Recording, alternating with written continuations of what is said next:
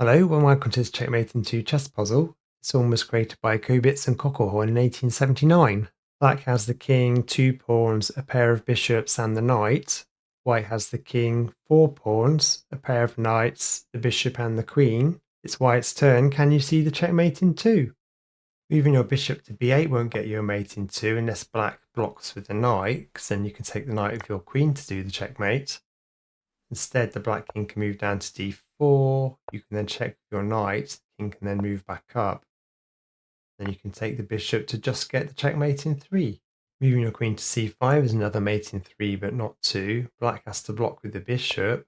You can then check with your bishop, and black can't move the king, so it has to block with the knight. Then you can take the knight with your bishop for just the mate in 3.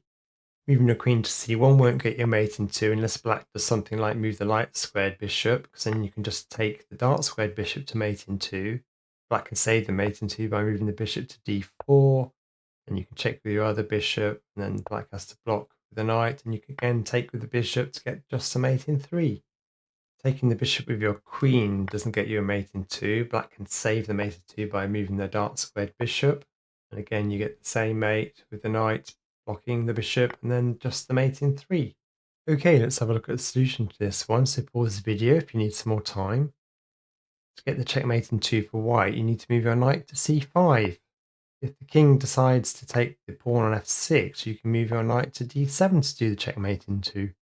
If black decides to move their knight to d6, you can move your knight to d7 to do the checkmate. If black decides to move their king to d4, you can do a revealed checkmate in 2 with the bishop by moving your knight to d7. If black moves their king to d6, you can move your bishop to b8 to do the checkmate in 2. If black advances their g-pawn, you can move your knight to d7 to do the checkmate in 2. That's the end of this video. Please like and subscribe, and I hope to see you again soon.